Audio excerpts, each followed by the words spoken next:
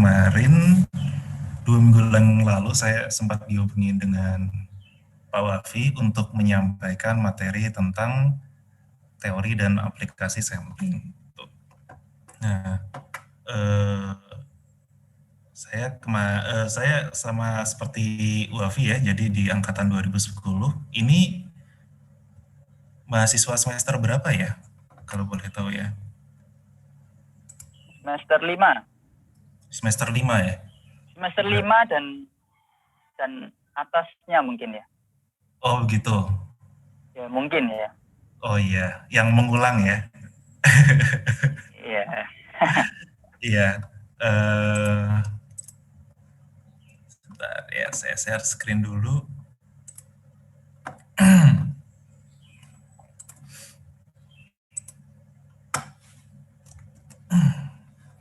Sebentar, saya coba connect pakai 2 device ya, supaya saya bisa amati juga ketika saya lagi presentasi. Bentar.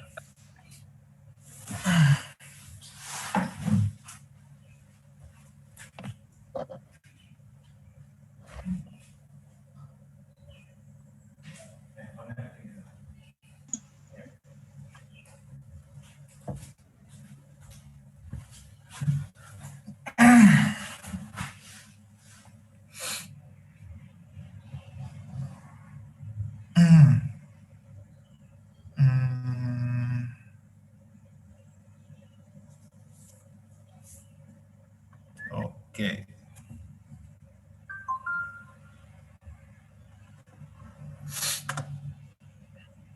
Minta tolong dimasukkan, Mas Wafi. Ya, sudah masuk. Sudah. Ya, oke. Ini supaya saya bisa amati mahasiswa-mahasiswa yang ada di sini ya ketika lagi perkuliahan. Baik, jadi materi hari ini itu tentang teori dan aplikasi sampling. Jadi mungkin perkenalan dulu ya sebelumnya. Nama saya Sena Sumananda Suprapto, saya angkatan 2010, berarti F45. Kalau kalian semester 5 berarti seharusnya kalian angkatan 2018 ya? Iya Pak. 2018 ya. Oke, berarti selisih 8 tahun ya. Nah, saya 8 tahun lebih cepat lulus dibandingkan kalian. Begitu. Jadi kemudian saya setelah lulus dari ITS, saya melanjutkan studi S2 saya bersama dengan Wafi ya. Kemarin Pak Wafi ikut LPDP juga dengan saya. Hanya saja Pak Wafi ke Imperial College ya, sedangkan saya lanjut ke ITB. Di ITB saya ambil tentang teknik biomedik. Jadi sebagian besar ilmu saya mengenai ilmu-ilmu tentang kesehatan dan olahraga. Jadi tentang biomekanika atau pembacaan sinyal-sinyal seperti jantung, gitu ya. Kemudian USG, CT scan dan lain-lain. Nah, alat-alat itu sangat erat hubungannya dengan materi yang akan kita bahas hari ini. Ya, jadi silahkan disimak ya. Kalau ada pertanyaan nanti kita bisa diskusi perkuliahan. Kalau di sini dia Sebelumnya ini apakah sudah tampil slide-nya? Sudah. Sudah Pak. Ya. Tapi kayaknya tidak full screen. Yang tampil bukan yang full screen ya? Iya. Sebentar, saya ganti. Yep. Ya, sudah ya? Sudah. Baik, begitu mengenai perkenalan. Jadi outline untuk hari ini kita akan bahas beberapa gambaran ya, yaitu mengenai sampling itu sendiri.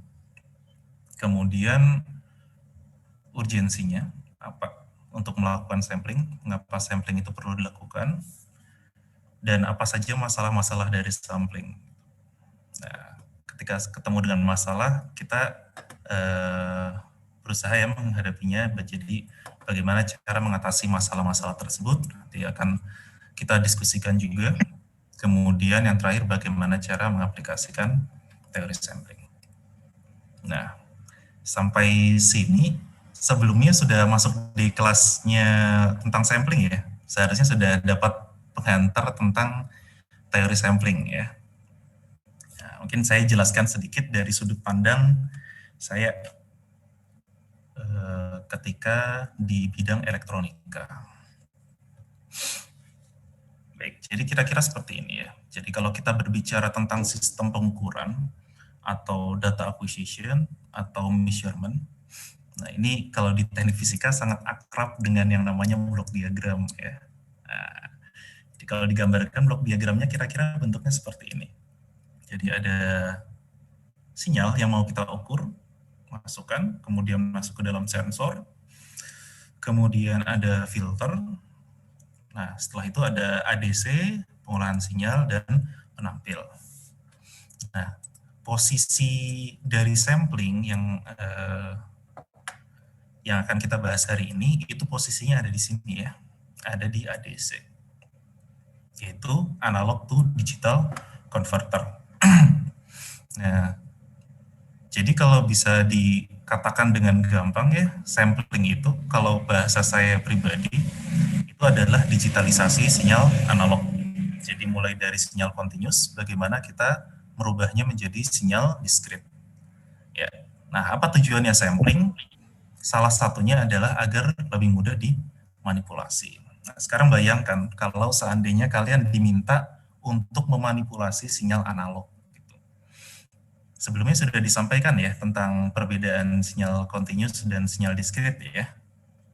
Harusnya sudah ada bayangan ya. Nah, coba kalian bayangkan di dunia sekarang ya, di era sekarang 4.0 seperti ini, kalian diminta untuk melakukan manipulasi dalam bentuk sinyal analog. Memang bisa ya, tapi akan lebih mudah ketika kita memanipulasinya dalam bentuk sinyal digital. Ya. Nah, penempatan sampling ini di kehidupan sehari-hari itu banyak sekali ya. Contohnya, misalkan di sini ada yang suka fotografi. Nah, fotografi itu termasuk teknik sampling ya. Nah, coba sekarang bayangkan di kehidupan nyata itu ada orang misalkan sedang bergerak, kemudian kalian foto. Foto tersebut itu adalah sampel. Gitu. Ngambil sampel dari kondisi analognya, yaitu adalah kondisi realnya di depannya. Nah, pengambilan data itu disebut dengan sampling. Ya. Nah, kalau kita mau ambil dalam bentuk video juga bisa ya. Kita mau ambil dalam bentuk video, artinya kita foto berkali-kali kan. Kita foto berkali-kali dengan frekuensi yang sama, frekuensi sampling yang sama. Jadi misalkan kita ambil menggunakan, kalau senang dengan dunia film ya, jadi ada beberapa jenis pengaturan frame rate, misalkan seperti 24 frame per second, nah itu menyatakan frekuensi samplingnya, jadi seberapa cepat objek tersebut diambil datanya, di sampling. Ya. Jadi ibaratnya simpelnya sampling itu ngintip ya, atau main cilukba gitu. Ada suatu objek lagi berjalan secara kontinu, kemudian kalian ngintip sesaat. Nah, kemudian kalian sembunyi lagi. Nah, itu proses. Ya, ngintip itu ya, ngintip. Kalau bahasa mudahnya seperti itu. Nah, kemudian misalkan di dunia musik atau audio, kalian bisa memanipulasi suara itu dengan bantuan sampling. Kalian tinggal ambil data getaran dari senarnya, kemudian kalian bisa manipulasi sinyalnya menjadi seperti apa saja. Ya. Nanti ada sound effect dari gitar misalkan, mau kita rubah durasinya atau revibrasinya atau dan lain-lain. Itu akan lebih mudah ketika sinyalnya itu dalam bentuk sinyal diskrit, sinyal digital. Ya. Nah, mungkin kalau kalian pernah tahu yang sering main game misalkan ya, Kalau di punya NVIDIA itu ada MFFA ya, untuk anti aliasing. Nanti kita akan bahas tentang aliasing. Itu pengambilan sampel juga. Jadi sampel itu bisa bermacam-macam ya posisinya. Kemudian contohnya misalkan di dunia kedokteran, itu misalkan EKG. Nah, sinyal jantung itu bagaimana kita pengambilan datanya. Nah, itu juga termasuk dalam sampling. Ya, mudah-mudahan jelas ya mengenai apa sih fungsi atau apa sih tujuan dari sampling, kenapa sih penting untuk dilakukan sampling, dan apa itu sampling sampai tahap ini.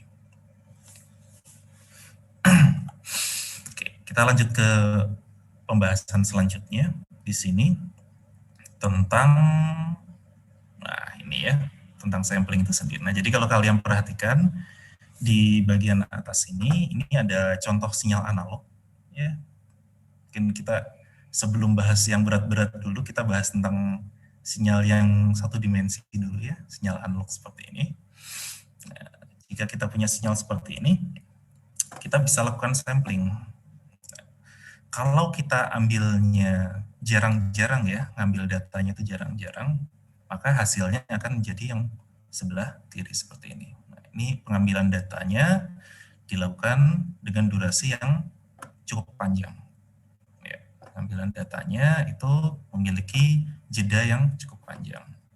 Nah, sebaliknya yang sebelah kanan ini memiliki frekuensi sampling yang tinggi. Ya, artinya pengambilan datanya itu dilakukan dengan cepat ya, ngambil data ke data berikutnya. Nah, kalau dilihat dari gambarnya ya, kira-kira mana yang lebih representatif dari gambar sinyal analog ya, analog yang ada di atas ini. Nah, kalau kita bisa lihat sebenarnya yang paling mendekati, yang bisa mudah terlihat, tidak ada informasi yang hilang, itu yang sebelah kanan ya, sebelah kanan, karena datanya itu rapat, jadi dia menggambarkan sinyal analog tersebut dengan baik. Nah, tapi perlu diingat, ketika kalian sudah pengimplementasiannya, misalkan di elektronika sendiri, mengambil, misalkan saya mau desain avometer gitu, atau multimeter ya, kita mau ambil frekuensi sampling yang sangat tinggi, misalkan di atas untuk skala ini ya, untuk skala avometer gitu, kita misalkan ambilnya di atas 1 MHz gitu. Nah, kalau dilihat itu sepertinya terlalu berlebihan gitu ya, ngambil datanya terlalu berlebihan. Nah, makanya ini perlu disesuaikan dengan kemampuan kita untuk mengolah data. Karena begitu sampel yang kita ambil itu terlalu banyak, maka otomatis biaya ya, atau cost yang diperlukan untuk mengolah data tersebut akan menjadi sangat mahal ya, akan menjadi sangat berat untuk mengolahnya. Nah, sehingga kita perlu ini ya, perlu sesuaikan dengan kebutuhan kita. Nanti kita akan bahas bagaimana cara kita mengakalinya. Nah, untuk mengetahui ini jawabannya ya, sebenarnya butuh berapa frekuensinya ya, atau butuh berapa durasi dari pengambilan data satu ke data selanjutnya. Kita perlu memahami dulu tentang teori sampling. Nah, ini kalau mahasiswa, kalau di ITK ya, melihat gambar seperti ini, wah sudah mulai kelabakan ya, wah ada persamaan matematikanya gitu ya. Tapi memang dengan matematika itu kita lebih mudah membahasakan, karena pada prinsipnya matematika itu kan adalah bahasa ya. Jadi sama seperti bahasa Indonesia atau bahasa Inggris, ketika kita berkomunikasi, ada sesuatu yang lebih mudah kalau kita sampaikan dalam bahasa tertentu. Nah, untuk teori sampling ini, kita akan lebih mudah membahasakan dalam bentuk matematika. Jadi teorinya seperti ini ya, ketika kita punya sinyal analog, Kemudian kita punya impulse train ya, punya suatu nilai impuls ya, delta function. Kalau kalian melihat persamaannya ya, di sini sigma dari min tak hingga sampai tak hingga t dikurangi n t ya, dari periodenya ya. Jadi kalau n-nya sama dengan 0, maka delta t-nya posisinya itu ada di sumbu di sini ya, tepat di sumbu ini ya, di 0 ya, di sumbu x sama dengan 0 ya. Karena dia mulai dari tak hingga sampai tak hingga, berarti dia itu gambarannya dari sebelumnya sampai setelahnya itu selalu ada ya. Dan posisinya itu selalu dengan jarak yang sama, yaitu di sini t. Ya, karena dia digeser tergantung dari nilai n ini. Ya, n itu bisa nilainya 1, 2, 3, atau negatif 1, negatif 2, negatif 3, dan seterusnya. Nah, persamaan ini yang bagian bawah ya, yang sampling yang tadi kita bahas, yang di sini, ini sebenarnya adalah perkalian ya, perkalian sederhana saja, tinggal xt dikalikan dengan ht ya, kita dapat nilai yt-nya. Jadi pada prinsipnya sampling itu adalah perkalian di domain waktu ya. Nah, seperti itu. Nah, kalau kita lihat ya di Fourier transform dari masing-masing sinyal ini, nah, kalau misalkan saya punya sinyal seperti ini ya, maka dia akan memiliki nilai frekuensi maksimumnya atau omega m-nya ya. Frekuensi maksimum dari sinyal sebelumnya, sinyal analog ini ya. Kita bisa representasikan sinyal ini dalam domain frekuensi dalam bentuk grafik seperti ini. Ketika di dalam sinyal analog ini terdapat frekuensi yang tinggi ya, maka ini akan semakin melebar ya. Atau nanti dia akan muncul frekuensi di tingginya. Kalau dia semakin lebar, ya nanti posisinya atau di sini ya semakin banyak frekuensinya, maka hasil Fourier transformnya akan semakin lebar. Ya, maka di sini bisa dilihat ada omega m sama minus omega m. Nah, kemudian untuk delta function sederhana saja ya, kita juga sama ya, ini dapatkan delta, nilainya adalah omega dikurangi n omega s, ini adalah frekuensi dari samplingnya itu sendiri. Nah, kita bisa dapatkan bentuknya juga dalam bentuk impulse train yang tingginya itu adalah 2 pi per ts. Ya. Kira-kira seperti itu. Nah, kalau kalian masih ingat ya di materi-materi sebelumnya bahwa perkalian di perkalian atau misalkan sebelumnya tentang konvolusi ya. Konvolusi di domain waktu itu sama dengan perkalian di domain frekuensi. Ya. Nah, sebaliknya ya. Ini perkalian di domain waktu itu adalah konvolusi di domain frekuensi ya. Karena kita konsepnya adalah perkalian, maka untuk melihat dari sinyalnya kita tinggal konvolusikan saja. Nilai X dikonvolusikan dengan sinyal dari H. Nah, sini mudah-mudahan kalian masih ingat ya tentang bagaimana konvolusi itu dilakukan ya. Atau kalau gini ya, kalau saya menggambarkan tentang konvolusi itu simpelnya kira-kira seperti itu. Konvolusi itu kan hanya bisa dilakukan untuk sistem yang LTI ya, linear time invariant. Jadi dia nilainya itu linear dan tidak tidak bervariasi terhadap waktu ya. Artinya gini, misalkan ya, ini kalau yang mudah, kalau ini yang saya pahami dengan teori konvolusi itu kira-kira seperti ini. Misalkan ya, saya sudah menikah, saya punya istri. Gitu. Nah, misalkan istri saya ini adalah sistem LTI ya, sistem linear time invariant. Nah, maka apa yang akan terjadi ya seandainya istri saya ini adalah LTI, maka ketika misalkan saya berikan misalkan saya beri coklat istri saya, satu buah coklat, maka yang akan terjadi misalkan istri akan saya akan dikasih satu ciuman, Ya, kemudian 1 menit kemudian saya akan diberikan satu pelukan, gitu ya. Kemudian 1 menit kemudian saya akan diberikan satu ciuman lagi. Nah, sekarang seperti itu ya. Nah, ini gambaran yang mudah mungkin seperti itu ya. Nah, sekarang bayangkan kalau andainya saya memberikan 2 buah coklat. Apa yang akan terjadi kalau istri saya adalah sistem LTI ya? Maka yang akan terjadi adalah, misalkan saya beri 2 buah coklat, maka saya akan mendapatkan pertama 2 buah ciuman. 1 menit kemudian saya akan mendapatkan 2 buah pelukan. Kemudian saya akan mendapatkan 1 menit kemudian akan mendapatkan 2 buah ciuman lagi, gitu ya. Nah, untuk membayangkan kira-kira seperti ini. Sekarang bayangkan ya, study case-nya seperti ini. Kalau seandainya saya beri 1 buah coklat kepada istri saya, ya, saya kan akan dapat 1 buah ciuman ya.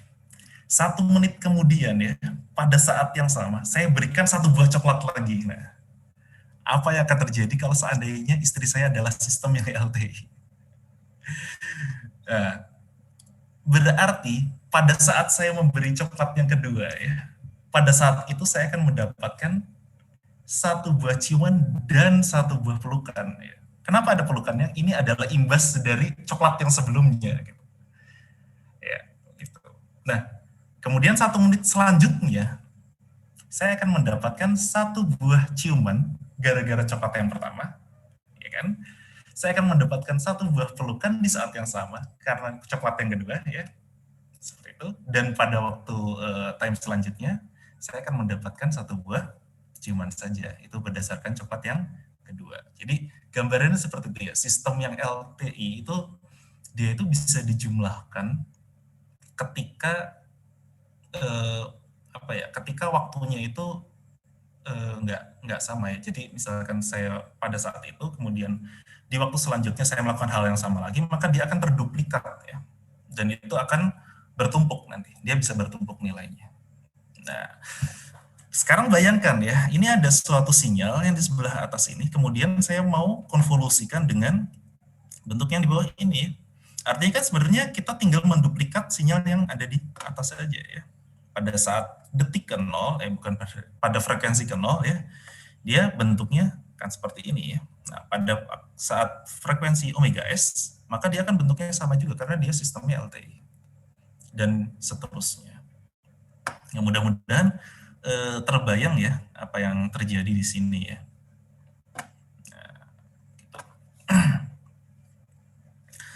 Nah, kemudian pertanyaannya, apa yang akan terjadi kalau seandainya saya renggangkan ya, durasi ini saya renggangkan, dan durasi pengambilan sinyalnya ini saya rapatkan. Gitu ya. Apa yang akan terjadi? Nah, kalau kalian lihat dari persamaan ini, seharusnya kalian akan paham apa yang terjadi ya. Karena kalau lihat dari persamaannya ya, di sini ya, semakin rapat ini ya, semakin kecil nilai periodenya ini, maka di domain frekuensi itu akan semakin lebar ya. Ya kan? Karena kalian perlu ingat bahwa frekuensi itu adalah 1/T. Artinya dia kebalikan ya. Jadi ketika periode ini rapat, maka frekuensinya akan renggang. Begitu juga dengan kebalikannya. Ketika periodenya ini renggang ya, durasinya panjang, maka frekuensinya akan rapat ya. Ini akan bergeser ke arah tengah gini. Jadi dia akan menjadi rapat. Nah, yang akan terjadi kira-kira seperti ini. Ya, ini ilustrasi saja ya. Jadi misalkan dia renggang, maka ini akan terjadi overlap yang tadi saya sampaikan ya. Saya pemberian coklat pertama dan coklat kedua itu kan overlap ya. Sehingga posisinya ini akan ada sinyal yang bertumpuk. Seperti ini. Dan ini menjadi masalah ketika kita mau merekonstruksi ulang lagi sinyal tersebut. Kan tujuan kita digitalisasi supaya sinyal itu bisa merepresentasikan dari sinyal analognya ya. Nah, bagaimana kalau sinyal ini sudah bertumpuk? Artinya kan akan susah untuk memisahkannya ya. Nah, kalau kalian perhatikan ya, kapan sih ini akan bertumpuk? Kalian bisa lihat lagi di sini. Ya, kalau kalian perhatikan, dari puncak ke kaki ya, dari puncak ke kaki, ini berapa nih panjangnya? Panjangnya omega M ya. Kalau dari kaki ke puncak, untuk sinyal yang selanjutnya, berapa nih panjangnya? Omega M juga kan ya? Omega M. Nah, karena posisi puncak ini, ya, dari puncak ke puncak itu adalah panjangnya adalah omega S, maka kalian bisa membayangkan ya, kaki ini, kaki yang kedua, akan bersentuhan dengan kaki yang pertama ini ketika apa?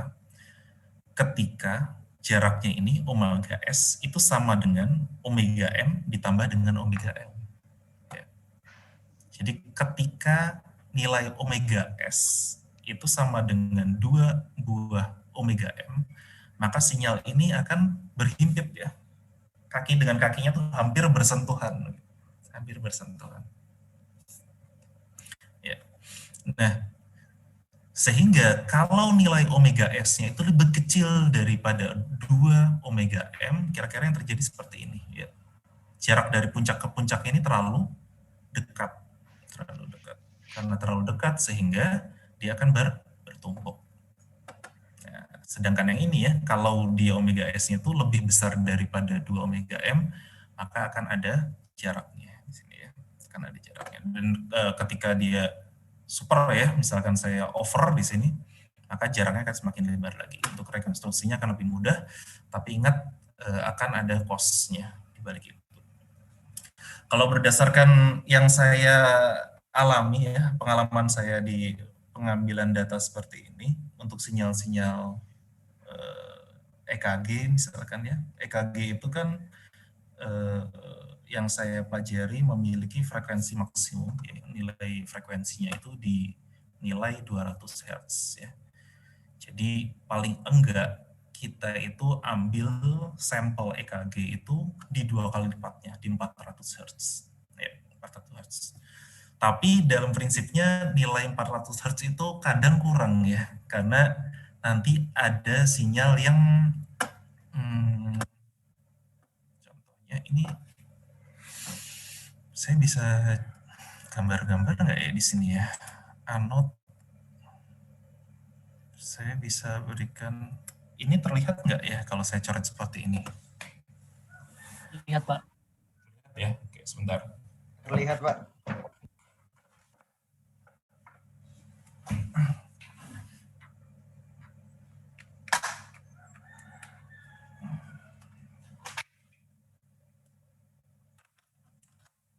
Nah, ini gambarannya ya. Jadi misalkan saya punya sinyal, coba saya cari yang, oh dia stuck seperti itu ya. Ini harus dihapus dulu. Oke. Kemudian cara buatnya lagi bagaimana? Draw. Oke, ya. Misalkan saja ya, saya gambar di sini sajalah ya. Jadi misalkan saya punya sinyal sinusoidal saja. Saya punya sinyal sinusoidal seperti ini ya. Ini maaf ya, gambarnya acak-acakan ya. Saya punya gambar sinusoidal seperti ini. Anggap saja lurus lah ya. Nah, misalkan saya ambil datanya itu di 2 frekuensi. Jadi ini bisa saya rubah warnanya enggak? Bisa ya. Nah, 2 kali frekuensi. Jadi misalkan saya ambil data yang pertama kebetulan kenanya di sini.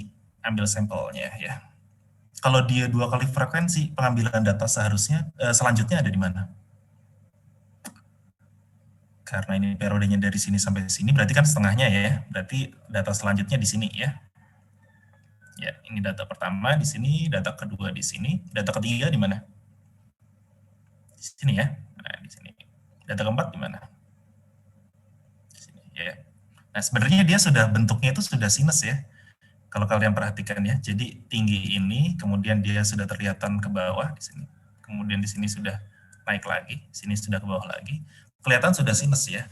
Hanya masalahnya amplitudonya ini jadi kacau kan. Kalau saya ambil datanya kebetulan di sini dengan nilai pengambilan datanya itu seperti ini ya, di mana nilai omega S-nya itu sama dengan 2 omega M, yang akan terjadi seperti ini ya. Ini saya akan kehilangan nilai amplitudo yang sesungguhnya, bisa terjadi ya. Bagus kalau memang pas ngambil datanya itu di sini ya. Nah, saya misalkan ambil datanya sampel di sini, kemudian data selanjutnya itu saya dapat di sini ya. Selanjutnya di sini. Nah, ini saya akan mendapatkan nilai yang sesungguhnya. Ya. Sehingga kalau berdasarkan saya coba-coba ya, rule of thumb-nya itu ambil di 5 kali frekuensi saja kalau misalkan kalian mau ambil data seperti itu ya. Jadi, paling enggak di 5 kali frekuensinya ya, sehingga kalian bisa dapat data yang paling tidak tuh mirip-mirip dengan sinyal analognya. Itu kalau berdasarkan pengalaman saya untuk coba-coba sinyal EKG ya.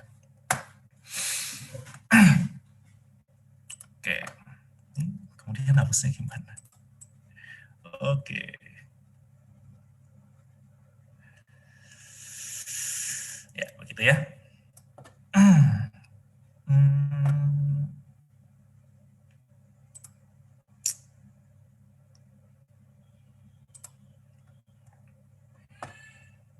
Oke, kemudian kita akan bahas seperti ini ya. Nah, yang jadi masalah gini ya, nggak setiap waktu itu kita punya tenaga atau kita punya biaya untuk mengambil data setinggi itu. Misalkan untuk EKG. EKG itu tadi sudah saya sampaikan frekuensinya adalah 200 Hz ya. Jadi untuk mengambil data, kalau saya kalikan 5, itu kan ada di nilainya 1 kHz. Nah, untuk ngambil data dengan frekuensi sampling 1 kHz itu, ya saya nggak bisa pakai komponen-komponen yang mudah ya, misalkan kayak Arduino gitu, ya nggak akan bagus hasilnya. Ya, saya nggak akan bisa ambil data yang maksimal, sehingga kadang bukan karena kita nggak mau ya, bukan karena kita nggak mau mengambil datanya itu nilainya di atas 2 kalinya, atau di atas 5 kali frekuensi maksimumnya, tapi karena kita nggak punya, nggak ada biaya, atau karena kemampuan dari alatnya itu sudah nggak sanggup lagi untuk naik di atas itu. Syukur-syukur kalau kita punya kita punya ADC atau pengambilan data ya, data acquisition yang frekuensinya cepat. Nah, itu mau frekuensi berapapun bisa dilibas ya. Sehingga kita harus menemukan satu solusi ya untuk menghadapi itu. Makanya saya tambahkan di sini ada filter analog. Nah, filter analog ini diperlukan jika yang pertama adalah frekuensi samplingnya itu tidak cukup tinggi. Yaitu yang tadi saya sampaikan ya. Kita nggak punya komponen yang memadai ya. Kalau suara itu kan bisa sampai berapa frekuensinya? 20.000 ya, 20.000 Hz ya. Jadi paling tidak frekuensi samplingnya itu dia 2 kalinya. Ya. Syukur-syukur lebih dari itu. Nah, bagaimana masalahnya kalau ternyata kita nggak punya tenaga di sana? Ya ini kita bisa berikan filter analog. Atau masalah yang kedua, frekuensi tingginya itu sudah nggak bermakna. Ini biasanya ya kalau kita ambil data, kemudian kok ini masih ada aja nih frekuensi tingginya ya. Padahal secara teori seharusnya sudah nggak ada nih frekuensi tingginya. Berarti frekuensi tingginya itu bisa jadi noise. Ya, noise dari kontaknya lah, atau misalkan noise kalau di EKG ya, itu ketika menempelkan di badan, itu ada noise dari resistansi kulitnya. Jadi dari sensor ke kulitnya itu sendiri, itu ada noise-nya, bisa jadi ada keringat dan lain-lain. Atau dari aktivitas ototnya, ya, aktivitas otot ketika bergerak, itu kan ada firing sinyal action potensial dari otak ke otot, maka itu akan merusak sinyal juga. Atau bisa jadi sinyal-sinyal yang lain, misalkan kayak pernafasan ya. Kan kita ngambil EKG, masa orangnya disuruh jangan nafas ya. Kalau kita mau ngambilnya selama operasi bagaimana ya, kan nggak bisa. Nah itu maka sinyal-sinyal yang seperti itu perlu dibuang. Ya, perlu dibuang sehingga kita hanya dapat sinyal yang bermakna saja. Ya, ini frekuensi tinggi atau frekuensi rendah ya, disesuaikan dengan noise-nya itu ada di sebelah mana. Hanya saja biasanya noise itu di frekuensi tinggi untuk di ini ya, di elektronika seperti ini. Nah, pemasannya bagaimana nih cara desain filter analog ya? Ini kok nggak bisa next. Nah, kira-kira seperti ini ya. Jadi untuk frekuensi tinggi kita bisa pakai low pass filter. Ya, low pass filter sehingga frekuensi tingginya akan terpotong seperti ini. Yang awalnya kakinya tuh lebar ya, kita bisa sempitkan kakinya sehingga dengan frekuensi sampling yang sama ya, dengan ini jarak dari puncak ke puncaknya ini sama, kita bisa mendapatkan sinyal yang tidak bertumpukan ya, nggak ada overlapnya. Nah, contohnya misalkan kalau di elektronika kita bisa cari nilai frekuensi cut off-nya itu dengan 1/2 pi RC. Ya, R-nya ini adalah resistornya, C ini adalah kapasitornya. Ini untuk frekuensi filter orde 1 ya. Nah, sehingga nanti kita perlu kompensasi nih bahwa V out-nya itu adalah V in 1/akar 1/omega RC ya. Jadi perlu diperhatikan bahwa ketika kita membuat filter maka V out-nya itu bisa saja berubah. Ya. Kira-kira seperti itu ya pembahasan tentang filter ya, tentang apa masalah yang bisa terjadi ya. Ya, jadi saya mau coba simulasikan untuk sampling. Saya misalkan keluar dulu dari sini, stop share, kemudian saya pindahkan ke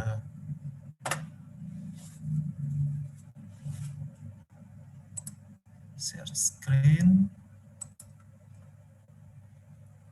ke entire screen saja ya.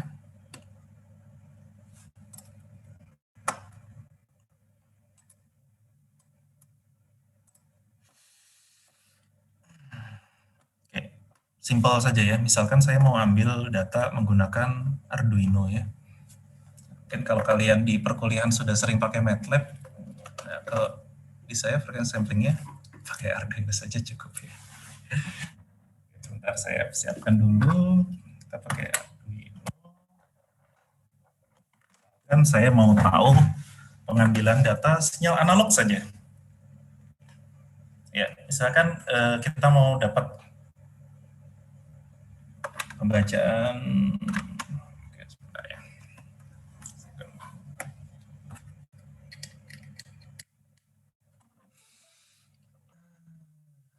Misalkan saya mau baca nilai dari pembagi tegangan ya. Pembagi tegangan. Oh, atau gini ya, saya share screen dari handphone saya. Jadi kalian bisa lihat share. Only host can share this meeting. Oh, oke, nggak bisa ya. Oh, oke, karena saya posisinya sedang share ya di sini. Ini saya coba matikan dulu.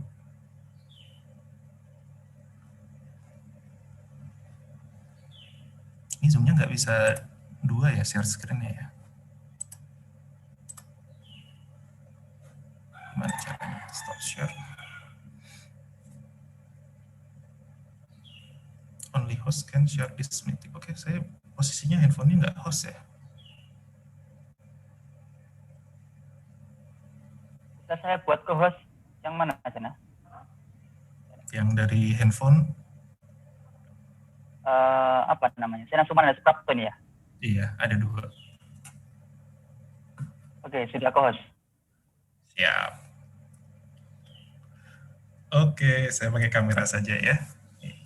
Saya nggak punya tripod ya. Kalau punya tripod, asik kali ya. Putar kameranya bagaimana caranya?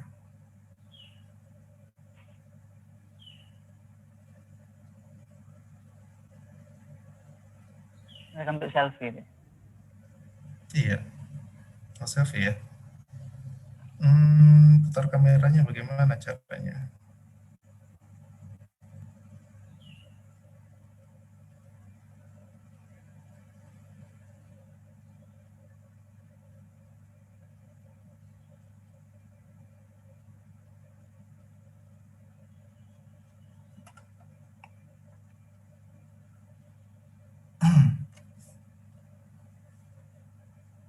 Coba lagi ya. Share screen saja. Oke, kemudian saya buka kamera gini kali ya. Taruh di atas gini. Nah, mudah-mudahan kelihatan ya komponen-komponennya. Oke. Saya misalkan pakai potentiometer saja ya untuk saya ambil data analog di sini. Penempatannya ini pada sudah familiar dengan Arduino kan ya?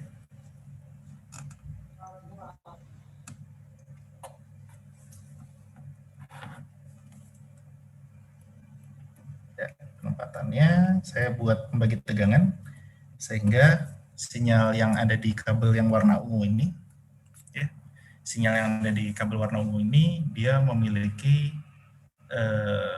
nilai berdasarkan nilai potensiometer ini ya. Kalau potensiometernya saya putar ke arah ground, maka nilainya akan semakin kecil.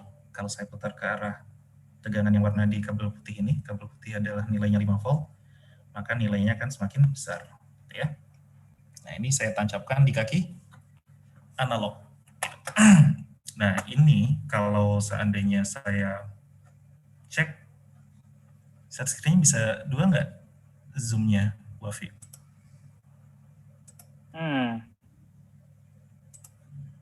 Kalau yang di ITK bisa sih. Di ini bisa nggak? Harusnya tampil nggak ini? Share screen yang punya ini yang itu, yang tampilan Windows itu. Tampilan Windows ya. Nah. Oke.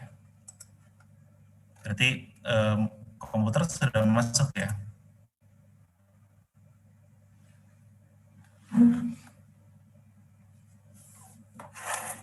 Oke, jadi misalkan seperti ini. Sekarang saya buat yang sederhana saja.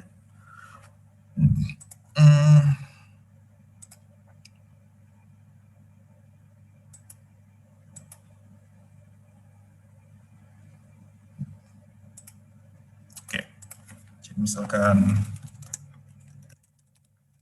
saya mau baca nilainya dari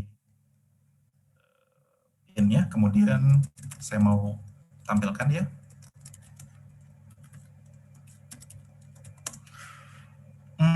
Kemudian saya buat setupnya, buat loopnya.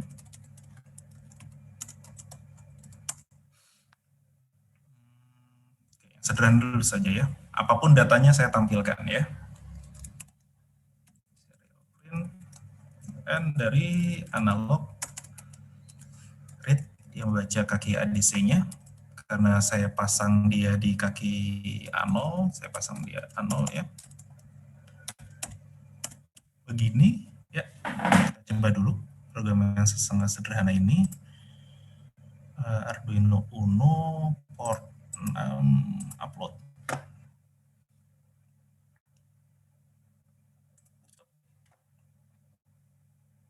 Oke, dia berhasil ya, diupload ya. Jadi nilainya adalah yang di sebelah sini. Ini nilainya adalah 800 karena pembacaan ADC ya. Coba misalkan saya putar nilainya.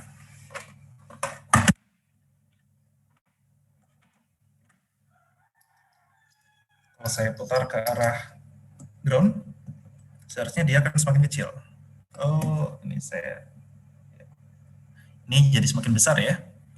Kemudian kalau saya putar ke arah sisi satunya, maka nilainya akan semakin kecil. Terlihat ya, Bavi? Ya, terlihat. Ya, terlihat ya. Oke. Nah, permasalahannya adalah berapa nih nilai frekuensi samplingnya ya? Kita ngambil data ini, sampelnya berapa nih? Dari waktu pengambilan data ke data selanjutnya, ini coba saya pause dulu, atau scrollnya saya matikan. Jadi ambil data yang pertama ini, ke data selanjutnya, ini durasinya berapa lama? Nah ini penting kita lakukan. Kalau kita mau rekonstruksi sinyalnya lagi ya, untuk kita olah.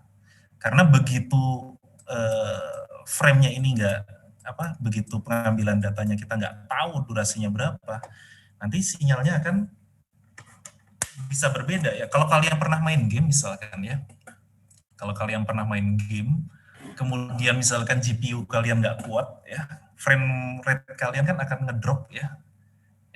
Misalkan yang tadinya main di 60 fps, tiba-tiba turun jadi 11 fps gitu. Apa yang terjadi? Gerakannya natural nggak?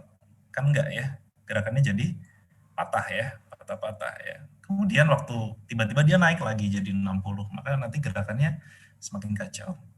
Nah, oleh karena itu lebih baik ya kita ambil datanya tuh di durasi yang sama ya, seharusnya sama nih durasi pengambilan datanya ini harus kita pastikan sama terus. Misalkan durasi pengambilannya adalah dengan frekuensi 200 Hz, ya harus dipastikan 200 Hz terus dari pengambilan satu ke pengambilan seterusnya. Kalau kita mau ambil di frekuensi berapa 50 Hz ya, maka kita harus pastikan nih dari pengambilan satu ke pengambilan data berikutnya ya durasinya harus 20 milisecond ya. Nah, bagaimana caranya kita bisa hitung di sini ya nilainya. Saya mau tahu nih berapa waktunya ya. Jadi kita bisa hitung menggunakan fitur yang ada di sini. Kita bisa tambahkan library-nya untuk kita hitung pewaktuannya. Kayak Labs Milis, kemudian saya buat objek baru, misalkan saya kasih nama waktu, gitu. Saya sudah punya timer dalam bentuk namanya waktu. Nah, saya mau hitung nih, ya, waktu sama dengan 0, kemudian for saya mau ulangi ini ya, ulangi kegiatannya ini, pembacaannya ini selama misalkan 1000 kali ya, misalkan selama 1000 kali. I kurang dari 1000, ya, kemudian I plus. Gini. Nah, saya mau baca ya, analog dari A0. Saya kan bisa tahu nih durasinya di sini berapa lama karena waktunya saya set sebagai 0. Kemudian di setelah ini baru saya cetak berapa nilainya. Serial print dari waktu ya, saya mau tahu nih berapa waktu yang dibutuhkan untuk kaki analog ini melakukan durasinya sebanyak 1000 kali. Ya. Nah, karena kita pakainya milis ya, berarti nanti hasilnya itu dalam waktu dalam milisecond ya satuannya. Nah, coba misalkan kita jalankan. Ada yang salah, belum saya kasih titik koma.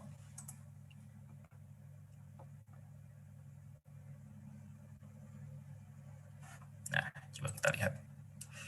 Sebenarnya berapa lama untuk melakukan 1000 kali ya. Nah, ini ya. 1000 kali ternyata nilainya adalah 111 milisecond ya. Coba saya reset, kalau saya reset di sini klik. Ya, sama ya. Berarti nilainya adalah 111 milisecond ya. Nilainya selalu 111 milisecond. Berarti untuk melakukan 1000 kali ya, itu dibutuhkan waktu sekitar 100 milisecond ya. Berarti pengambilan datanya itu sekitar 0,1 milisecond kan per datanya ya. Nah, frekuensinya kita bisa hitung dari 1 per periode tersebut. Ya. Nah, kita sudah tahu nih pembacaan dari kaki analog. Misalkan saya mau data yang lebih akurat, misalkan saya ulangi kegiatannya selama 10.000 kali. Itu berapa ya nilai waktunya? Misalkan saya jalankan. Kemudian saya upload di sini. Nah, ini ya, berarti ini lebih detail lagi nih. Jadi untuk menjalankan selama 10.000 kali, dia membutuhkan waktu sebanyak 1119 milisecond. Ya, kira-kira pengambilan datanya sudah tetap ya. Nah, untuk merubahnya nanti kelihatannya waktunya nggak cukup ya. durasinya ya. Nanti mungkin di pertemuan-pertemuan berikutnya ya, kalau memang tertarik bisa ikut kelas saya. Silakan mau ikut gabung di kelas saya di ITK ya, tentang elektronika seperti ini. Mungkin kira-kira begitu gambarannya tentang sampling. Nah, mungkin kita masuk ke sesi diskusi ya, sudah jam 3, begitu Wafi? Atau saya Oke, lanjutkan? sudah. Yang disampaikan, ada lagi yang ingin disampaikan oleh Mas Sena? Ya, nanti kita sesi diskusi saja ya. Kalau Oke, memang ya. banyak yang ditanyakan, mungkin saya skip dulu penjelasan tentang project-projectnya. Oke. Kalau memang nggak banyak yang ditanyakan, ya saya lanjutkan lagi kelasnya. Oke. Silakan sekarang, terima kasih penjelasan dari Mas Sena Sukmananda ya. Sangat menarik tentang teori dan aplikasi dari sampling di sinyal dan sistem. Silakan untuk teman-teman mahasiswa yang ingin bertanya bisa menggunakan fitur raise hand mestinya ya, sama chat ya. Silakan. Jangan lupa nama, kelas, dan NRP ya. Nanti akan saya catat. Silakan mahasiswa. Ada hadiahnya ya, kalau nggak salah ya, Wafi ya. Ada. Ini juga setelah bergabung ada Pak Dani. Oh, siap Pak Dani. Datang Pak Dani. Assalamualaikum Pak Dani. Nah, tidak di depan. Ini ada pertanyaan dari Muhammad Agung. Silakan Mas. Iya Pak. Assalamualaikum warahmatullahi wabarakatuh. Waalaikumsalam. Saya Muhammad Agung, kelas C, absen 128. Saya ingin 128 ya? Iya Pak. Saya ingin bertanya kepada Pak Sena Sukmananda. Pak Sena, saya mungkin ini pertanyaannya mendasar, soalnya saya juga suka hardware komputer gitu-gitu, terus mungkin banyak teman-teman yang sering kebingungan dalam misalnya memilih hardware. Tadi disebutkan bahwa untuk sinyal ini sangat berkaitan dengan teknik waktu pengambilan sampling terkait itu anti-aliasing kalau nggak salah yang tadi saya ingat. Nah, untuk masalah anti-aliasing, CPU dan GPU itu punya performa yang berbeda. Tetapi mengapa jika kita melihat CPU dan GPU, base yang biasanya orang-orang lihat kalau CPU itu mesti kita lihat core sama thread unit, dan GPU itu rata-rata biasanya kita lihat dari shader unit, Pak. Sudah, begitu. Itu pertanyaan saya, Pak. Ya. Apa ini yang ditanyakan? Yang ditanyakan apa ya? Yang ditanyakan itu kenapa ketika kita melihat hardware CPU itu kita lebih concern kepada core-nya segini, thread-nya segini. Tetapi ketika kita melihat GPU, kita lebih melihat shader unitnya. Baik, pertanyaannya ya. Jadi kenapa ketika kita memilih komponen, kalau yang saya pahami ya, jadi pertanyaannya ini mengenai kalau yang ketika membahas tentang CPU yang dilihat itu jumlah core-nya atau ada berapa thread ini ya. Kemudian kalau GPU itu ada berapa shader unitnya gitu ya. Yeah. Atau misalkan kalau di punyanya Nvidia itu ada CUDA core-nya ya. Itu berapa gitu. Yeah. Sebenarnya ini mungkin saya kurang kapasitas untuk menjawab ya karena saya di elektronika. Mungkin nanti tapi sepemahaman saya seperti ini sih, karena kita berbicara dari untuk apa komponen tersebut ya. Kalau di CPU karena fungsinya adalah untuk melakukan tugas perhitungan, sehingga kalau bayangan saya jumlah core itu akan menentukan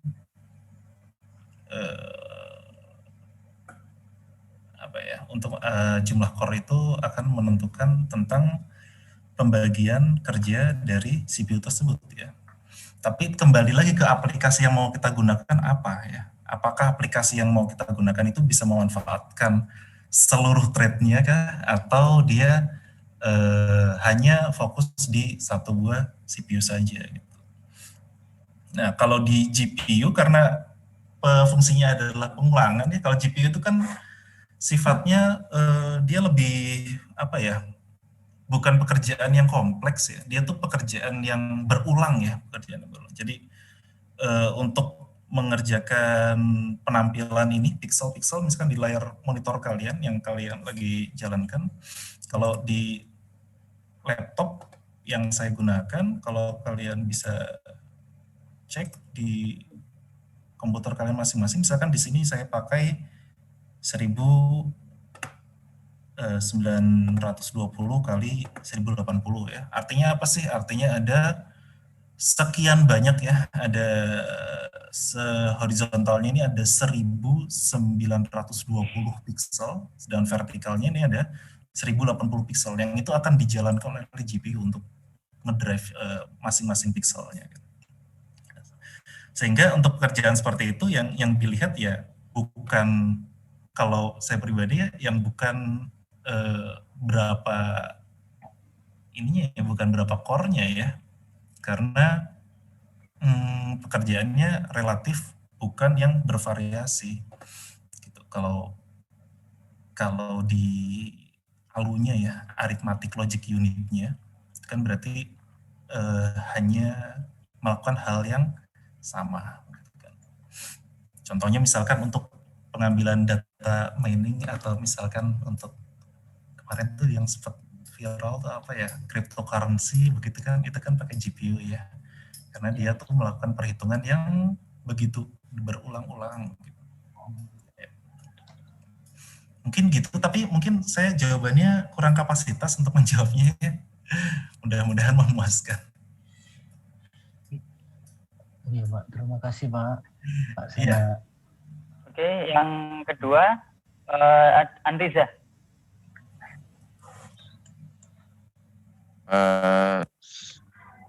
Selamat siang Pak, permisi. Ini nama saya Riza dari kelas Sinyal dan Sistem G. Mau izin bertanya Pak. NRP berapa Om? NRP 101, kelas C. 101. Iya Pak, angkatan 2018. Oke, jadi mau bertanya Pak. Jadi tadi kan sempat dibahas terkait sampling kan Pak ya, dan juga gimana frekuensi sampling itu mempengaruhi sinyal yang di sampling dari sinyal yang kontinu menjadi sinyal diskret tadi. Pertanyaan saya ini sih Pak, untuk kembali lagi dari misalkan sinyal yang sudah di sampling ini kembali lagi ke bentuk sinyal semula, atau yang kasarnya bisa disebut sebagai reconstructing atau reforming seperti itu seperti apa Pak ya? Karena dari yang saya tangkap tadi itu ketika misalkan frekuensi samplingnya ini kurang, alias belum bisa merepresentasikan sinyal yang disampling di awal, itu nanti bentuk rekonstruksinya bisa beda-beda seperti itu. Misalkan harusnya yang tadi misalkan yang waktu disampling tidak kena amplitudonya, terus ketika dibentuk lagi ke sinyal yang semula itu bisa menjadi perbedaan persepsi. Apakah bisa seperti itu Pak, ketika mengubah dari sinyal yang tersampel atau yang jadi sampling ke sinyal yang semula seperti itu? Terima kasih Pak. Ya, Muhammad Andriza ya. Ya, jadi seperti yang saya sampaikan di materi tadi, bahwa ketika kita ambil sampelnya itu terlalu sedikit ya, maka akan ada overlap di sinyal di fungsi frekuensinya ya. Fungsi frekuensinya akan ada overlap, sehingga ketika rekonstruksinya itu nanti akan akan muncul frekuensi yang tidak semestinya begitu. Mungkin saya di sini nggak punya gambarnya ya. Tapi kalau kalian lihat, saya coba cari ya, tentang aliasing ya.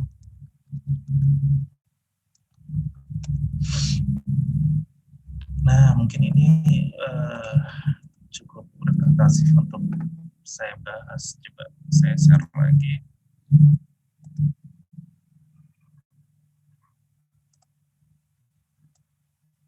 Nah, mungkin gambarannya kira-kira seperti ini ya. Untuk pengambilan data,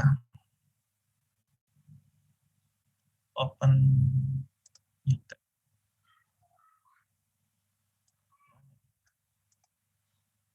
oh, nggak kelihatan ya.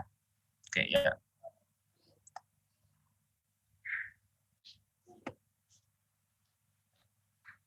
Nah, ya. Mungkin ini sajalah ya, yang gambarnya mudah dipahami ya. Ketika ini ya, ketika pengambilan datanya ini terlalu jarang-jarang, maka nanti akan muncul ini frekuensi yang sebenarnya itu nggak ada ya, sebenarnya nggak ada ini frekuensi yang warna merah ini. Sebenarnya kan frekuensi yang mau kita ambil, sinyal yang mau kita ambil kan yang warna merah nih, yang warna hitam ya. Tapi karena pengambilan datanya itu tadi tidak memenuhi syaratnya, akan muncul seakan-akan ada sinyal yang berwarna merah ini. Dan ini kan diharapkan tidak ada. Oleh karena itu, ketika mengambil data, itu sebaiknya tadi sudah saya sarankan, jangan terlalu berpatokan dengan teorema Nyquist-nya ya. Ketika Nyquist-nya bilang misalkan harus minimal 2 kali frekuensi, kalau berdasarkan yang pengalaman saya paling tidak ngambilnya itu ya di 5 kalinya. Jadi pengambilan datanya itu, nah ini ya contohnya, ini di 2 kalinya, ini 2 kalinya, ya ini pengambilan datanya 2 kali frekuensi ya, kalau kalian perhatikan. Ini terjadi nih nilainya ya, jadi kelihatannya amplitudenya semakin kecil. Ya, apalagi yang ini ya, yang bawah ini jelas sekali terlihat ya, jelas sekali terlihat. Nah mungkin gitu ya. Tapi kalau untuk mendapatkan nilai frekuensinya, memang benar ini kita bisa dapat frekuensinya. Hanya saja nanti waktu rekonstruksinya, untuk amplitudenya ini akan kurang tepat pembacaannya, yang warna biru ini.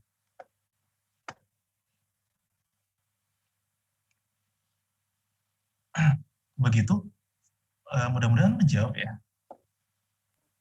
Baik Pak, menjawab Pak. Terima kasih Pak. Selanjutnya Bima. Ya, terima kasih Pak Wafi atas kesempatannya. Sebelumnya suara saya terdengar ya Pak? Ya, agak keras Mas ya. Oh, agak keras. Ya. Jadi, kelas sama NRP berapa? Kelas? Oh, enggak Pak. Nama saya Bima, kelas A, NRP 006. Oke, silakan Mas. Ya, Pak, terima kasih atas penyampaiannya yang tadi. Ya, saya izin bertanya Pak. Jadi ini soal non-linear sinyal nggak apa-apa Pak? Silakan. Nah, jadi ketika kita punya sebuah sinyal yang non-linear, itu apakah sama samplingnya ketika sinyal linear yang tadi Bapak jelaskan itu? Apakah metodenya masih sama apa berbeda, Pak? Itu yang pertama. Terus yang kedua, Pak, saya mau tanya, ketika kita punya sistem rangkaian elektronik, katakanlah seperti itu, lalu kita ingin mengukur output dari sebuah sensor misalnya. Nah, ketika kita mengukur output sensor tersebut, terus kita ingin tampilkan misalnya di suatu osiloskop, apakah ketika kita menjumper kan pasti dari sensor ke osiloskop itu, apakah tidak ada feedback yang mengganggu dari pembacaan sensor? Sinyalnya itu loh. Sensor kan pasti nanti diproses oleh microcontroller. Nah, takutnya ketika kita pengen tahu bentuk sinyalnya si sensor, malah ganggu sinyal yang dari sensor ke mikro gitu. Seperti itu Pak pertanyaannya. Mudah-mudahan tidak sulit. Makasih Pak. Saya takutnya, ya. Iya. Makasih Pak. Ya, terima kasih ya. Itu memang terjadi ya ketika saya mau ambil sinyal dari sensor ya, kemudian saya mau bentuk sinyalnya di osiloskop. Pada saat yang bersamaan saya mau ambil datanya di microcontroller ya. Kalau pengalaman saya ketika ambil seperti itu, sarankan pakai inilah, tambahkan amplifier ya sebelum masuk ke sana untuk memastikan bahwa sinyal yang diterima oleh microcontroller itu bukan arus yang dihasilkan oleh sensornya, Pak. Paham nggak Mas ya? Jadi maksudnya bahwa gini, kalau misalkan kita ada sensor ya, dia dibebankan tadi ke microcontroller ya. Ini misalkan dari sensor ke microcontroller saja tanpa adanya osiloskop. Itu bisa jadi apa yang dibaca oleh sensor itu belum tentu semuanya bisa disampaikan ke microcontroller. Bisa jadi karena apa? Karena noise, karena arusnya kurang atau bagaimana. Kalau saya mengerjakan hal seperti itu, saya pastikan mahasiswa saya tambahkan dulu amplifier ya. Tambahkan saja amplifier, kemudian pakai rangkaian buffer dibuat seperti ini, misalkan mana ya? Ini teknis sekali ya pertanyaannya ya.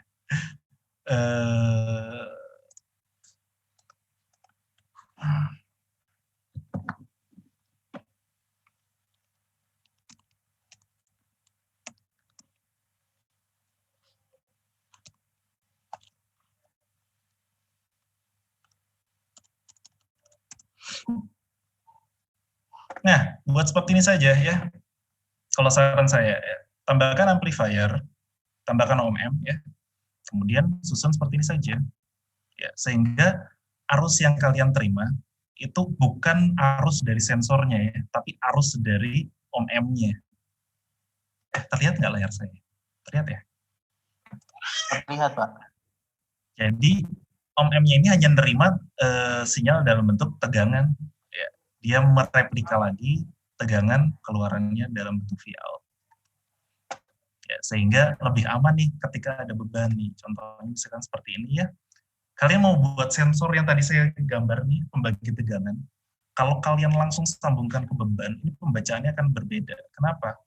Karena yang ini yang terhubung pada ground, jadi paralel kan antara load dengan resistor yang mau kalian baca ini. Ya. Sehingga kalau diberikan seperti ini, maka tegangan ini akan sesuai dengan tegangan sensornya ya. Ini nggak akan ada feedbacknya. Karena satu arah kan nggak ada yang kembali ke sensornya ya. Nggak ada yang kembali ke sensornya. Mungkin itu tips saja ya kalau kalian mengerjakan mengambil data terus ternyata pembacaannya nggak sesuai dengan hasil dari sensornya, tambahkan seperti ini saja untuk menyelesaikan masalahnya.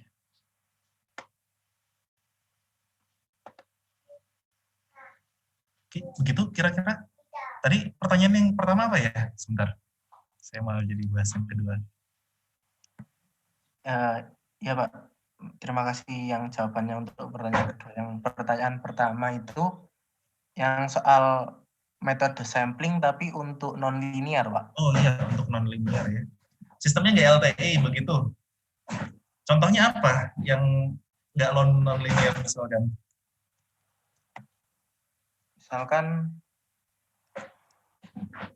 kalau bacaan dari sensor itu apakah linear Pak? Menurut saya juga kadang non-linear gitu. Misal kayak pompa kayak gitu. Atau pompa linear. Ya, tapi dia time invariant nggak? Dia time varian nggak? Pompa ya, time invariant. Iya.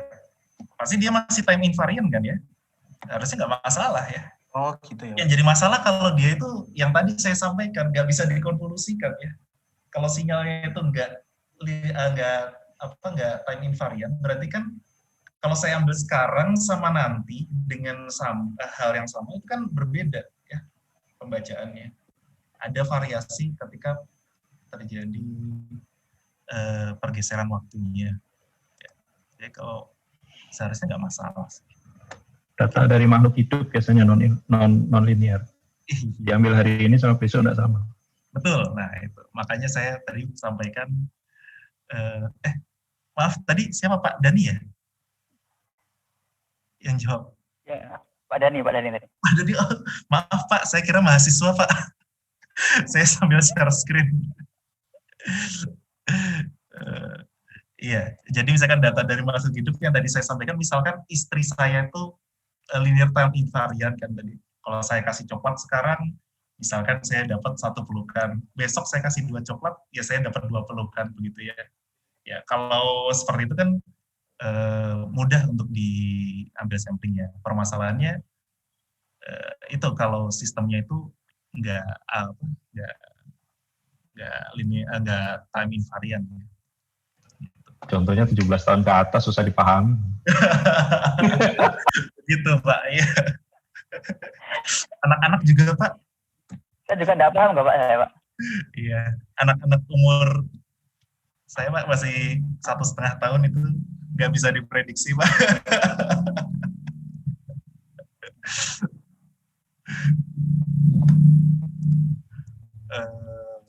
Saya matikan dulu. Mungkin soalnya itu ya, ada Mas Dava ya. Silakan Mas Dava. Ya, Pak Dani. Assalamualaikum Pak Dani. Sebelumnya mungkin saya ingin nimbrung tadi menarik pertanyaannya terkait sama ini non-linear sinyal ya. Sebenarnya non-linear sinyal itu apa namanya yang sering ditemui adalah pertama jumlah data per satu satuan waktunya tidak sama. Karena memang kita ambil rate-nya tidak sama karena dia hari ini sama besok itu nggak pernah sama, berubah-ubah terus begitu. Itu bisa terjadi. Kemudian frekuensinya yang dia timbulkan itu juga tidak sama. Jadi berubah terus. Kemudian apalagi amplitudo berubah terus juga bisa. Jadi ada yang disebut dengan rate laju perubahan frekuensi per satu satuan waktu.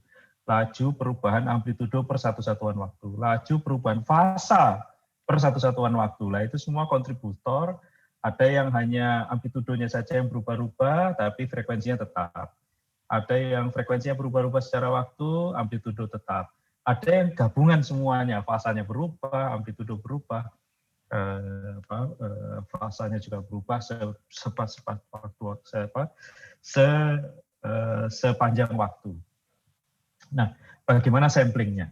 Nah, ini pertanyaannya. Kalau ini memang pertanyaan yang tidak lazim ya, jarang ditemui, tapi bukan berarti tidak pernah. Kita pernah menemuinya, misalnya dalam pasien COVID misalnya, yang kami temui misalnya laju perubahan napasnya. Nah itu dia berubah setiap waktu, karena memang menurun terus. Nah ini contoh yang kami sedang hadapi bersama Bapak Ibu dokter di Pulmo juga demikian. Jadi amplitudonya menurun, frekuensi napasnya juga berturun karena parunya tambah sakit.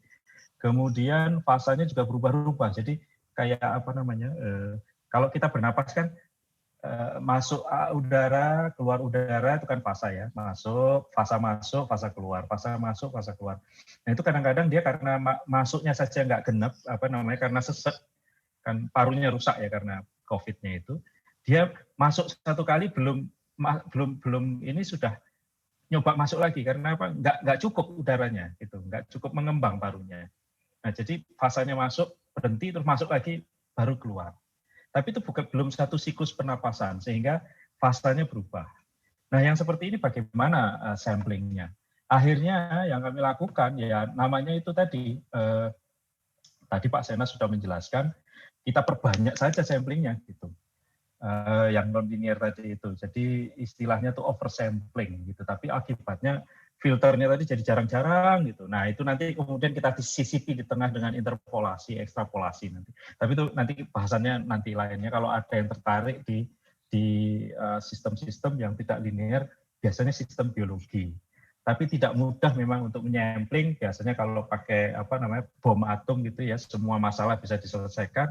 Kami sampling saja sebanyak-banyaknya, nanti kita pisah belakangan gitu. Daripada kita kehilangan informasi, lebih baik kita, kan tadi sudah dijelaskan pakai GPU segala ya, nah itu kita bisa mining dari situ nanti datanya kalau dia memang non-linear kelak. Tapi ada triknya sendiri, tidak bisa pakai Nyquist, apalagi pakai pendekatan FFT yang sudah disampaikan mungkin di kuliah-kuliah sebelumnya oleh Bu Catherine, Pak Wafi, atau Pak Sena ini nanti. Ya itu pendekatannya berbeda. Jadi untuk itu saya stop dulu aja di sini, bisa panjang lebar nanti kalau yang non-linear sinyal. Saya kira cukup. Oke, terima kasih Pak Dhani penjelasannya. Selanjutnya ada Mas Dava Bayu. Ya, terima kasih Pak Wafi. Saya Dava dari kelas A NRP 11. Berapa? NRP 117, Pak. 111. Saya mau tanyakan ke Pak Sena. Saya baca di buku itu ada data reconstruction. Jadi tujuannya, masalahnya adalah untuk mencari reconstruction filter yang pas dengan kondisinya. Terus jadi di bukunya dijabarin ada 3. Ada reconstruction filter ideal, lalu ada linear interpolation, dan simple RC filter, Pak. Di situ nggak dijelasin milih salah satu di antara ketiganya kayak gimana atau kondisi-kondisi apa bedanya gitu, Pak. Mungkin itu pertanyaan saya. Terima kasih. Terima kasih, Dava. Saya belum baca ke arah sana ya. Wafi bisa bantu?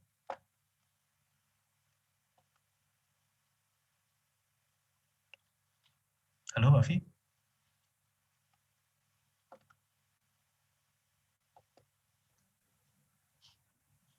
Pertanyaannya apa tadi ya? Saya kok nggak menangkap. Nggak paham. Kenapa tadi Mas masalahnya? Mungkin saya bisa bantu. Ini Pak, jadi di bukunya ini permasalahannya adalah untuk mencari reconstruction filter yang dimana agar inputnya mendekati dengan output dari reconstruction filter. Right. Oke. Itu pakai teori filter bank, berarti ada bukunya di bukunya PP Vaidyanathan itu bagaimana cara mendapatkan perfect reconstruction filter ya. Berarti nanti ketika dia dibalik hasilnya 1. Itu ya? Iya. Ya, oke, baik. Kalau secara teori mudah, Mas. Kalau seperti yang disampaikan Pak Sena tadi, kan tadi Pak Sena sudah menerangkan bagaimana inputnya, kemudian bahkan didemokan menggunakan Arduino tadi itu. Nah, karena Arduino sifatnya sama filternya sudah tertentu, sudah diketahui sifatnya, kemudian persamaan modelnya tadi bentuknya bahkan sudah tahu. Kalau bentuknya sudah tahu seperti tadi yang digambarkan Pak Sena di demonya, itu persamaan matematikanya pasti sudah tahu. Jadi tinggal diinvers saja. Misalnya F, persamaan yang biasa kita kenal di sinyal ya, F buka kurung T gitu ya. Nanti itu tinggal di F minus T begitu. Itu sudah jadi dia filter kebalikannya kalau di time domain, terus mereka mengurangkan terus nanti jadi 0. Nanti dia akan jadi sama dengan yang ininya sebelahnya. Kalau di domain frekuensinya berarti dia tinggal ini aja dibalik saja dia nanti dijumlahkan terus nanti jadi 1. Nah, sekarang yang jadi masalah kalau misalnya persamaan filternya kita nggak tahu. Bagaimana mencari angka ininya pembaliknya. Nah, itu yang kemudian bisa dikenal dengan inverse filter itu, dicari dengan kalau di radar itu namanya match filter. Jadi dicoba-coba dulu. Kirim sinyal, pilot namanya istilahnya kalau di wireless communication itu istilahnya begitu. Jadi dicoba dulu, terus nanti ketika mantul balik, baru ketahuan, yang dipantulkan balik itu buntutnya bunder. Nah, setelah tahu bentuknya bunder, kemudian tinggal di-inverse bentuk bunder yang negatif, kemudian mereka saling menghilangkan jadi 1 kan matriksnya. Biasanya pakai pilot dulu, pakai dikirim dicoba-coba dulu. Jadi coba dulu sinyal maksimum, terus nanti dikirim lagi, dibangkitkan lagi sinyal minimum, terus nanti diplot kan sudah ketemu bentuk frekuensinya atau informasi frekuensinya ketahuan. Kemudian nanti dibalik dari situ fungsinya. Nah, nanti dia jadi inverse filter, nanti kalau masuk sama keluar itu digabung jadi satu begini, hasilnya satu. Karena dia membalik filter yang outputnya tadi itu. Jadi gampangnya misalnya Y sama dengan A kali X. Seharusnya kita tahu A dan kali X, kita tahu A dan X sehingga kita dapat Y. Tapi dalam kasus ini karena kita hanya punyanya Y sama X, maka kita harus mencari A-nya. A-nya berapa sehingga nanti kalau A dikalikan X pasti hasilnya Y. Kurang lebih seperti itulah dalam inverse filter. Tapi dalam domain frekuensi semua sebenarnya. Dan tentunya matriks. Baik, terima kasih. Well, anyway, mudah-mudahan memahami, soalnya biasanya kalau ini saya harus demo dulu ini. Untuk inverse filter. Ya.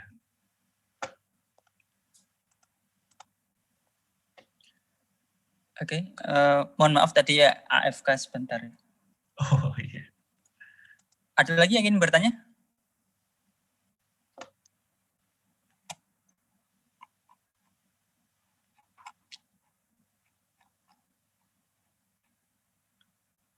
Oke, cukup ya. Dari Mas Ena, ada yang ingin disampaikan? Iya, terima kasih untuk waktunya. Saya diberi kesempatan untuk kembali lagi ke kampus saya untuk menyampaikan ilmu tentang sampling berdasarkan pengalaman-pengalaman saya. Ambil sampel di kesehatan ya, di EKG, kemudian di sinyal biomekanik. Kemudian mungkin kalau ada pertanyaan bisa dikirim via email kepada saya kalau mau diskusi lebih lanjut lagi. Email saya di sini.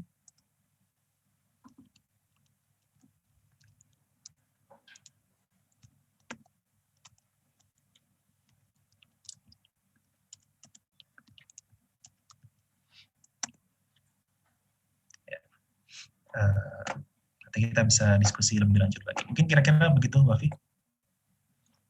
Oke, terima kasih. Kalau masalah penugasan kemarin yang kita coba sharing.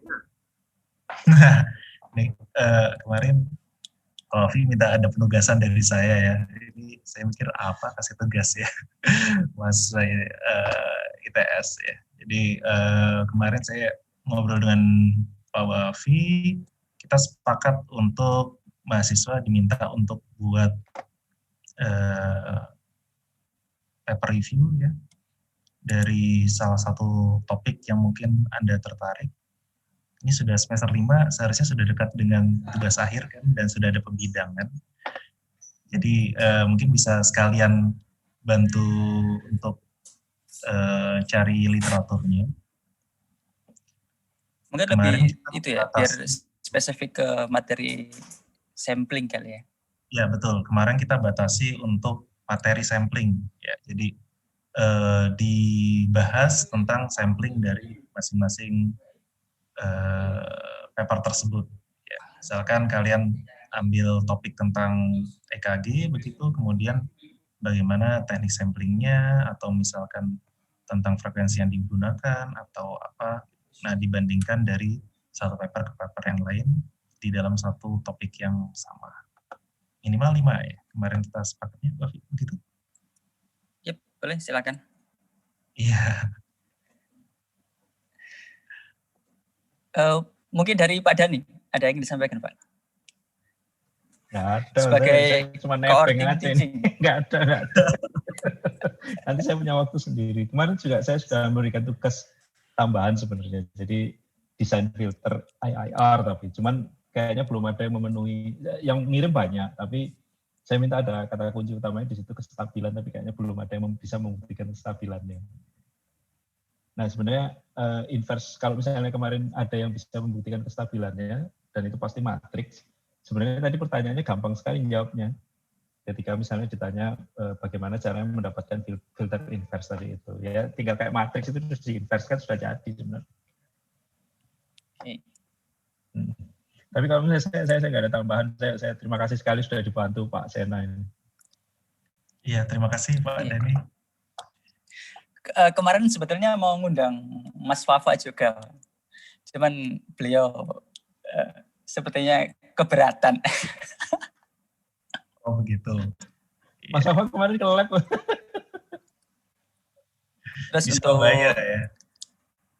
apa yang teman saya yang itu Pak Randy yang S3 di Denmark, UGM. UGM ya. Randy, kebetulan kemarin kami diskusi dan ternyata waktunya itu belum pas.